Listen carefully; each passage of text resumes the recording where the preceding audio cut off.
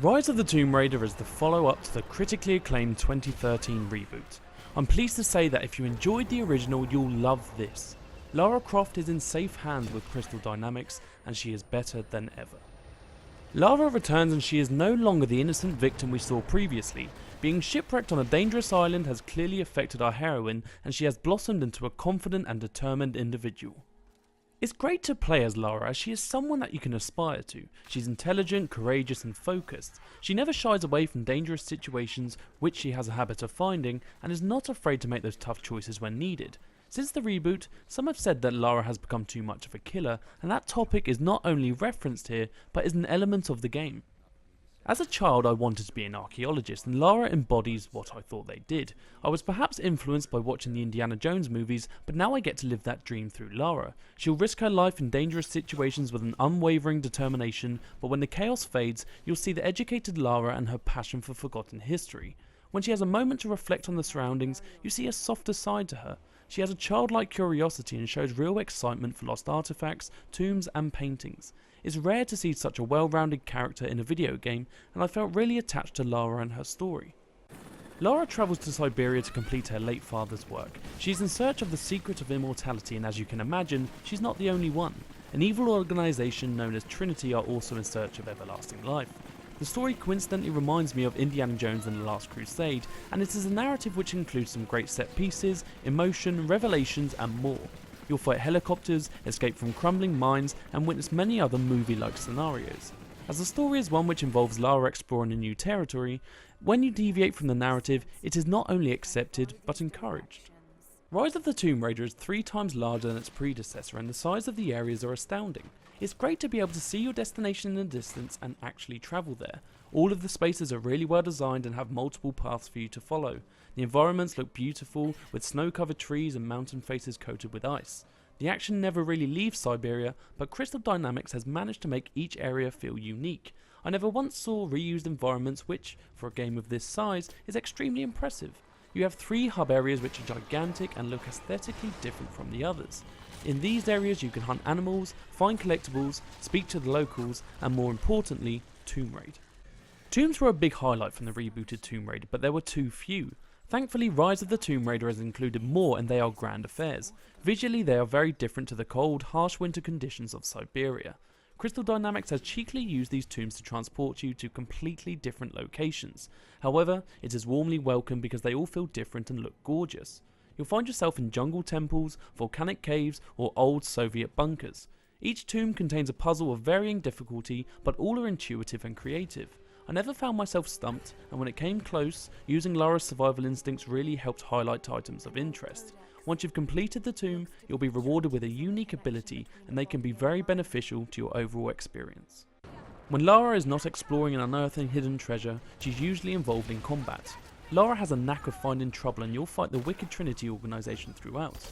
Combat is the weakest element in Rise of the Tomb Raider in my opinion. There are some great concepts here, but the aggressive nature of the enemies leaves you unable to utilise them. You have a number of weapons at your disposal, and all can be effective when used appropriately. As Lara is more adept than ever, she can now pick up regular items such as cans and bottles and tinker with them to create smoke bombs or Molotov cocktails. The issues arise when using them, as enemies will constantly run towards you. At times, they seem to have no regard for their own safety and will openly attack you head on. This makes it easy to eliminate them, but prohibits your creativity. This still happens on the easiest difficulties, and I would miss unique opportunities to slay foes with environmental objects. As the game draws to a close, these encounters increase. Fighting waves of soldiers is not what Rise of the Tomb Raider is about, and it didn't have to conclude this way. Stealth combat feels great though. Lara will instinctively use bushes and obstacles for cover, and you can now climb trees for an aerial assault. Using Lara's instinct, you can see which enemies can be seen by others. If a foe is yellow, no one can see him, and you can dispose of them without alerting anyone. It's a great touch because nothing is more frustrating than when you are spotted by an enemy which you were sure couldn't see you. A lot of the skills you unlock will be exploited here too. Take out a guard, booby trap his radio to explode, and you can kill his ally when he examines the body. Line up 3 headshots with your bow and watch as Lara takes them all down simultaneously.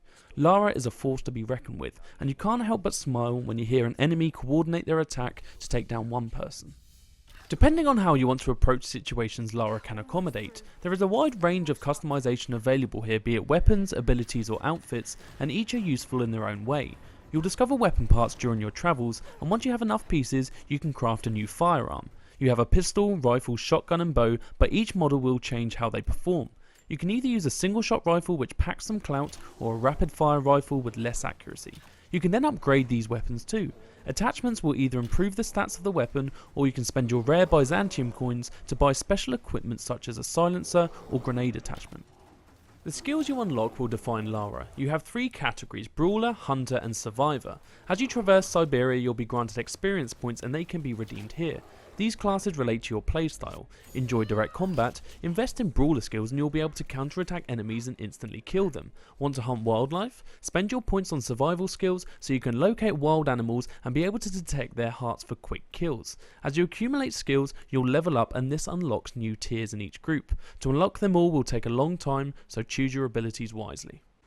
A great feature in Tomb Raider was the ability to revisit past locations with new tools to reach inaccessible areas. This idea returns and you are granted new gadgets to achieve this. You do not start with all the apparatus from the original, but you quickly acquire them and many more. A grappling hook will enable you to reach high ledges and swing between large gaps. You'll also be able to fire arrows into wooden walls and use them as steps to reach high areas. These items give you more maneuverability than seen in the previous game. Crystal Dynamics has created a beautifully detailed world, be it the surroundings or Lara herself. Seeing Lara adjusting her hair after resurfacing from swimming, or the subtle eye movements she makes when assessing a new area brings life to the game. The whole game is gorgeous too, particularly the lighting. The sunlight can not only set the mood, but seeing small rainbows created when the light hits the mist is stunning. When entering each locale, I would take a second to look around and absorb the beauty around me. Rise of the Tomb Raider does everything that a sequel should. Crystal Dynamics have taken what made the last entry great, polished it and expanded upon it. The world is bigger, the story is more ambitious and there is a huge amount of content here. The combat does need improving, but everything else feels enjoyable and delightful. Once the story is complete, you have the option to replay levels with added stipulation, which alters the gameplay. There are online leaderboards and you can even create small mission-based levels for others to play. Lara Croft is back and she'll be around for a while. I cannot wait to embark on her next adventure. I give Rise of the Tomb Raider 5 out of 5.